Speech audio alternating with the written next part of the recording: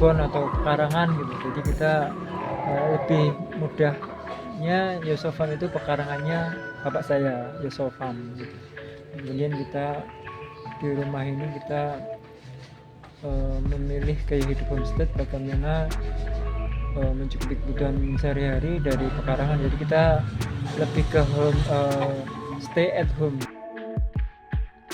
itu untuk menopang kebutuhan kita sehari-hari seperti itu. Dan untuk mengawali gaya hidup homestead ini, kita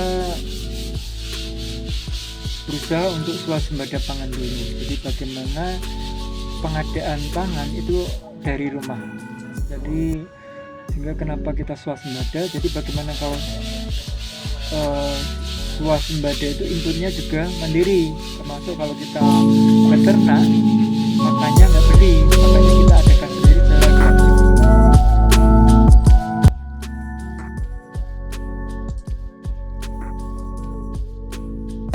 Di tanaman yang ada di kebun pangan, kemudian tabu lampot itu kita bagaimana pupuk itu juga tidak beli, kita adakan dari menggali sumber potensi yang ada di pekarangan dan sekitar. Contohnya kalau kita mau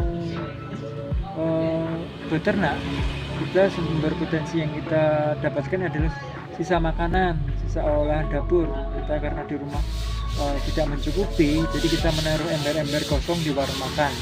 Dari situ kita surplus banyak limbah makanan yang kita dapatkan, sehingga kita kasihkan ke utamanya Magot. Jadi kita di rumah itu punya partner namanya Magot. Magot itu mengurai limbah makanan kita. Jadi kalau berbicara tentang Magot, nanti masalah sampah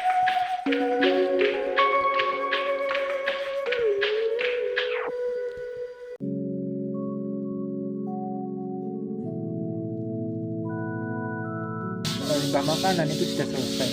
Nah, begitu kita dapat protein tinggi dari Magot itu, sehingga kita dapat Magot itu kita kasih ke ayam dan ikan. Dan untuk ikan itu memang full Magot. Kalau ayam memang sebagian ada karbohidrat dari sisa nasi, kemudian sayur-sayur yang sudah tua atau merumput itu vitaminnya, dan untuk Magot hanya sekitar 40%. Untuk pupuk sendiri kita dapatkan dari hasil nyapu, hasil pangkas-pangkas, kemudian kotoran hewan dari kambing,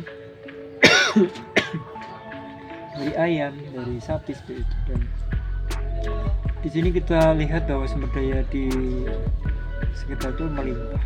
Bagaimana banyak orang menganggapnya itu sampah, sesuatu yang tidak berguna. Bagi kami ini adalah limbah, sesuatu yang masih bisa diolah, sehingga tidak perlu mengeluarkan uang untuk membeli.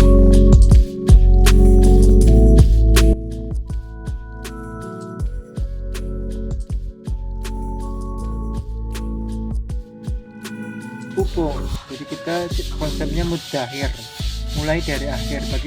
Bagaimana swasembada itu diawali dengan inputnya, pakannya dibikin mandiri, pupuknya mandiri, sehingga kita benar-benar swasembada.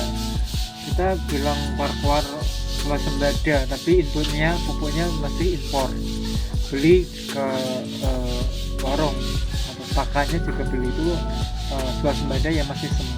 Jadi bagaimana swasembada yang inputnya juga bagaimana mandiri. Jadi yang kita kerjakan di Yosofam. Untuk tanaman-tanaman yang kita tanam ya sesuai dengan kebutuhan. Sebelum kita membuat kebun pangan ya kita langkah awalnya kita bikin safety dulu. Hama-hama seperti ayam dan sebagainya kita hindari dengan cara membuat pagar minimal 2 meter, dan pagar itu kita fungsikan untuk berbagai macam tanaman rambat kayak gambas, pari, kacang merah, kacang merah.